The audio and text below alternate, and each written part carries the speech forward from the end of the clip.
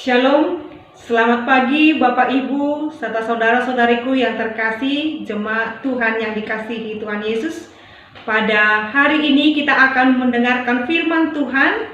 Sebelumnya, mari kita berdoa. Kasih karunia menyertai kamu dan damai sejahtera dari Allah Bapa kita dan dari Tuhan Yesus Kristus. Amin. Bapak, Ibu, serta saudara-saudariku yang terkasih di dalam nama Tuhan kita Yesus Kristus, kita disapa pada pagi hari ini dengan firman Tuhan sebagaimana yang tertulis dalam Almanak HKBP, yaitu yang tertulis dalam Kitab Pengkhotbah 2 ayat 14. Demikian firman Tuhan. Mata orang berhikmat ada di kepalanya, sedangkan orang yang bodoh berjalan dalam kegelapan. Tetapi aku tahu juga bahwa nasib yang sama menimpa mereka semua. Demikian pembacaan firman Tuhan. Bapak, Ibu, serta saudara-saudariku yang terkasih di dalam nama Tuhan kita Yesus Kristus. Ada dua kata yang berlawanan dikontraskan dalam ayat ini. Dua kata itu adalah hikmat dan bodoh.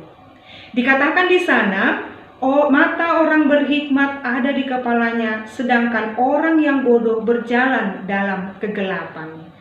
Kita mengetahui Bapak, Ibu, serta saudara-saudariku arti daripada hikmat. Hikmat dalam bahasa Ibraninya juga disebut dengan hokmah, yang artinya lebih tinggi dari kata pintar. Sedangkan bodoh adalah ketidaktahuan dan juga ketidakmengetahuan tentang sesuatu dan mengandalkan pikirannya.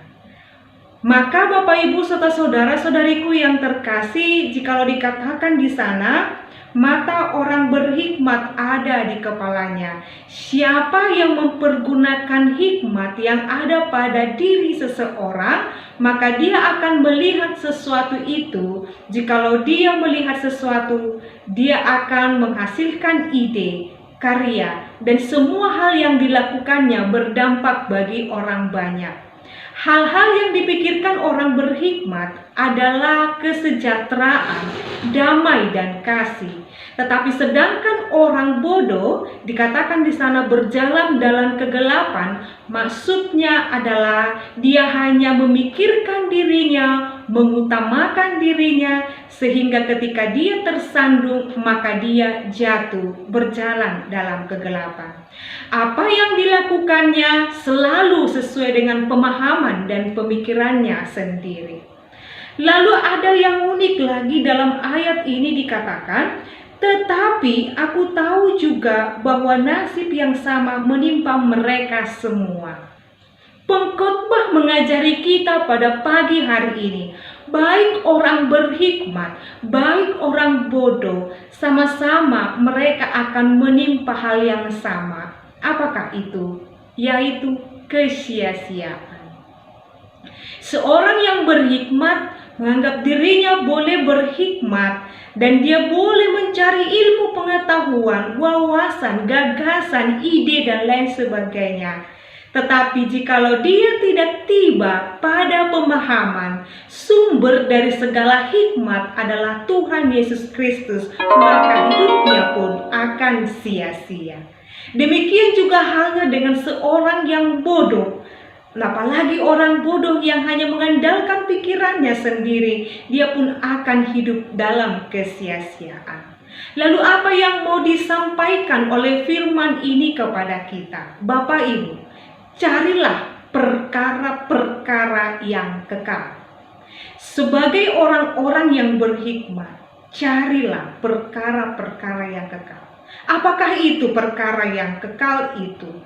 Yaitu perkara perbuatan, kegiatan kita yang menyenangkan hati Tuhan. Hal yang memikirkan untuk kebaikan bersama. Dan hal yang boleh menyenangkan hati Tuhan, melakukan segala sesuatu dengan bertanya, apakah ini sesuai dengan kehendak Tuhan?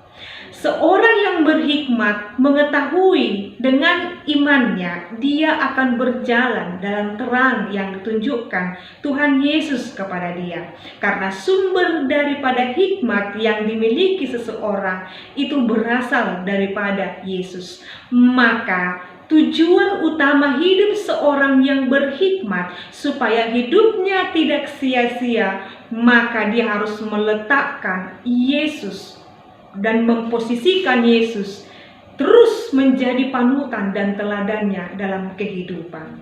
Tidak mengandalkan pikirannya seperti orang bodoh, tidak mengandalkan apa yang dia pikirkan, tetapi apa yang Tuhan kehendaki.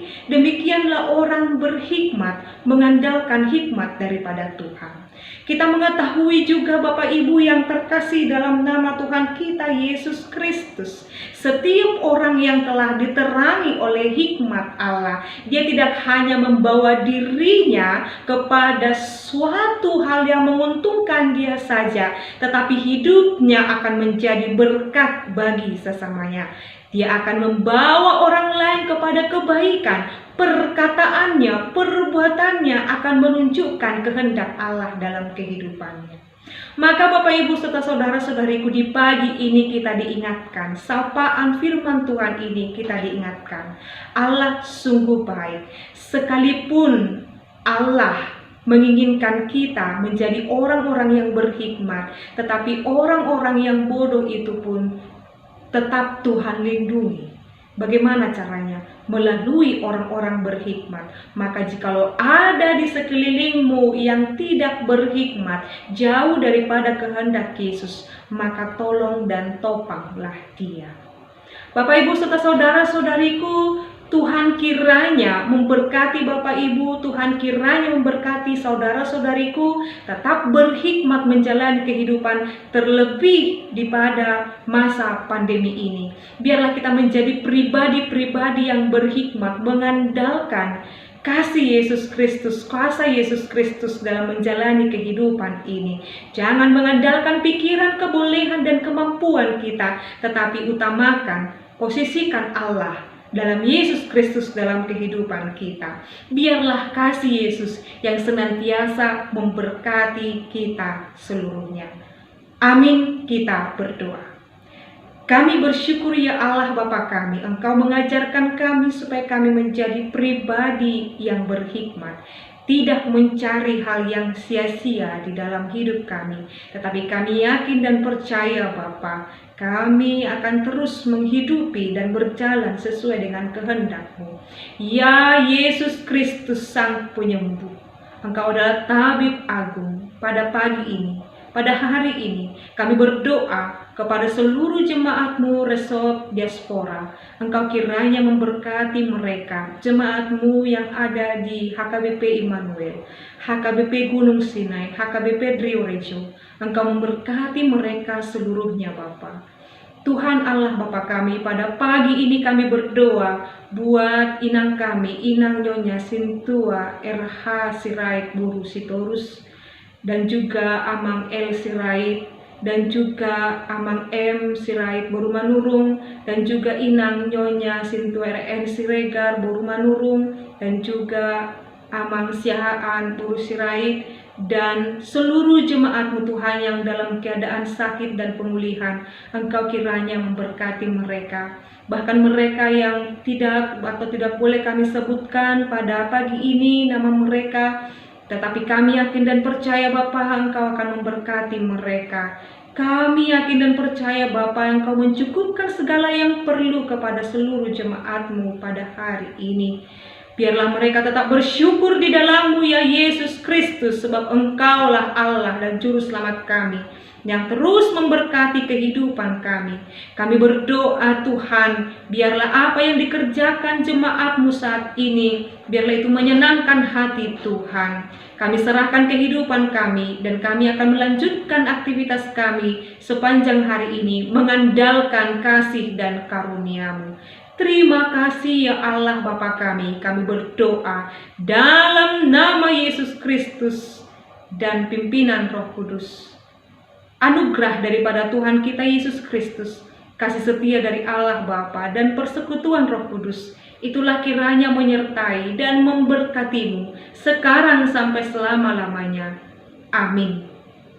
Selamat pagi Bapak Ibu serta saudara-saudariku jemaat terkasih. Jikalau Bapak Ibu jemaat yang terkasih rindu untuk didoakan, tuliskan komen di dalam komentar YouTube ini dan juga melalui WA, di chat secara pribadi juga. Kami akan mendoakannya pada ibadah hari esok. Tuhan Yesus memberkati. Shalom.